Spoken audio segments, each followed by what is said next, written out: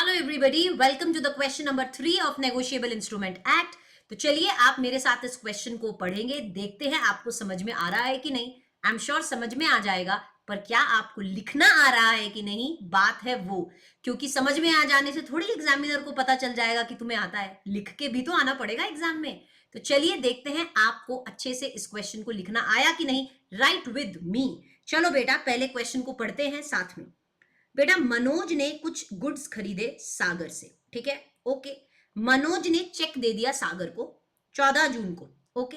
सागर ने इस चेक को बैंक में डिपॉजिट करा दिया, लेकिन चेक लौट कर वापस आ गया और अनपेड वापस आया क्योंकि मनोज के अकाउंट में सफिशिएंट फंड्स नहीं थे। अब सागर ने सीधा under 138 section 138 of negotiable instrument act के अंदर सागर ने मनोज के ऊपर केस फाइल कर दिया, ठीक है। क्योंकि उसने उसका चेक डिपॉजिट किया और सामने वाले का चेक डिसऑनर हो गया, तो सागर ने क्या किया, मनोज के ऊपर केस फाइल कर दिया। अब आपको बताना है क्या ये सूट मेंटेनेबल है कि नहीं। मतलब सागर ने जो केस फाइल किया है मनोज पे, क्या वो मेंटेनेबल है। तो देखो, पहले तो मैं आपको बता दूं बेटा जी, सेक्शन नंबर तो यहीं पे लिखा है, और जब क्वेश्चन में ही लिखा है तो आप कॉपी करके आंसर में भी लिखो। तो यहां पे आपको पूरा का पूरा सेक्शन 138 को एक्सप्लेन करना है। कैसे लिखोगे, चलिए आओ मेरे साथ प्रैक्टिस करो। कैसे लिखोगे इस आंसर को, तो आप यहां पे लिखोगे एज पर the provision of negotiable instrument act. अब मैंने प्रोविजन लिख दिया, यहां क्वेश्चन में ही सेक्शन 138 है तो कॉपी कर लो। As per the provision of the negotiable instrument act,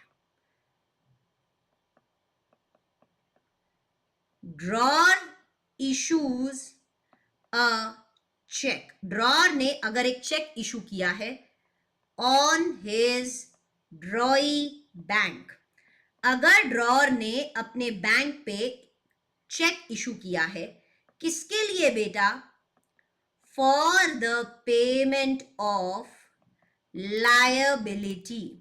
आपने किसी लायबिलिटी को पे करने के लिए क्या किया है, चेक इशू किया है। ईदर इन पार्ट और इन फुल, पूरी की पूरी लाइबिलिटी पे करने के लिए या पार्ट लाइबिलिटी पे करने के लिए आपने क्या है, चेक इशू किया है। Now third point, payee deposits the cheque within its validity, within its validity period। कहता है देखो, ड्रॉर ने अपने बैंक पे चेक इशू किया, ठीक है, क्यों, क्योंकि उसे कोई लाइबिलिटी पे करनी थी। पेई ने इस चेक को वैलिडिटी पीरियड में डिपॉजिट करवा दिया। अब क्या हुआ, the cheque is dishonoured, the cheque is dishonored due to insufficient funds, due to insufficient fund in drawers bank account. Drawer के बैंक अकाउंट में इनसफिशिएंट फंड था, जिसकी वजह से चेक जो है वो डिसऑनर हो गया। इसको हम क्या बोलते हैं, which is also called as bouncing of cheque. जिसे हम क्या कहते हैं, which is also called as, which is also called as bouncing of cheque. इसे हम चेक बाउंस हो गया ये भी बोलते हैं। अब ऐसे केस में क्या करना पड़ेगा बेटा, आपको पता है कि अगर चेक बाउंस हो गया तो पेई को नोटिस देना पड़ेगा, करेक्ट। पेई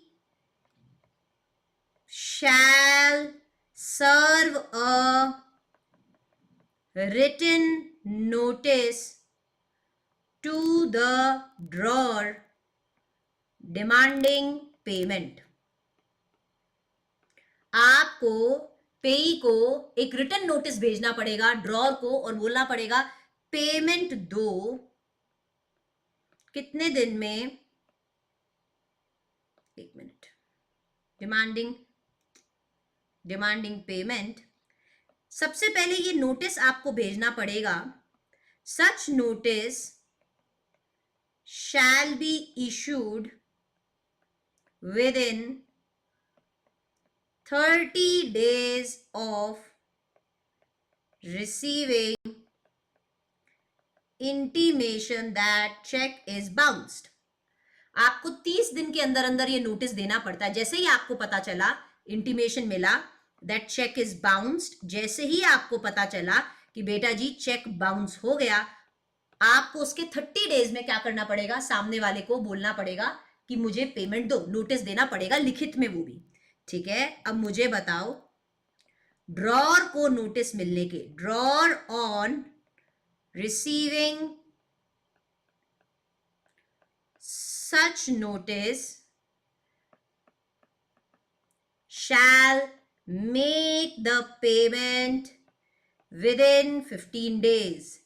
ड्रॉर को 15 दिन में पेमेंट करना पड़ेगा, right. Drawer on receiving such notice shall make the payment within 15 days, और अगर नहीं करता तो Fehling which he shall be liable for fine up to twice, या फिर 2 times लिख दो, up to 2 times of amount of check,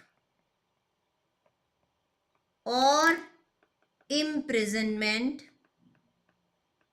up to 2 years और बोथ।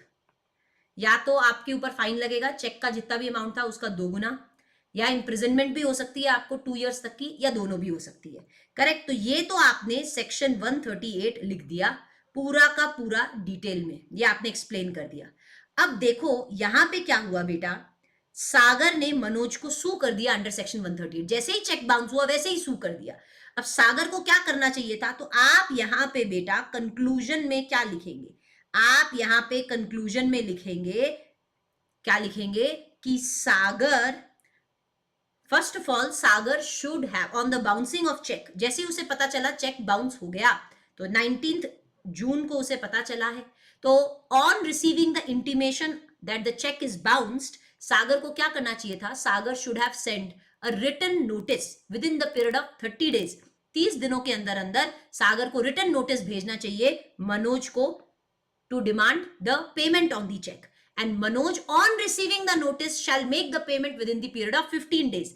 अगर उसके बाद भी अगर वो पेमेंट नहीं करता, फेलिंग विच अगर वो उसके बाद भी पेमेंट नहीं करता है, तो वो लायबल होगा अंडर नेगोशिएबल इंस्ट्रूमेंट एक्ट। तो आप यहाँ पे कंक्लूजन में लिखोगे, पहले सागर को एक रिटन नोटिस भेजना पड़ेगा मनोज को within 30 days, and if Manoj fails to pay the amount of cheque within 15 days of receiving the notice, then the punishment of section 138 shall be attracted।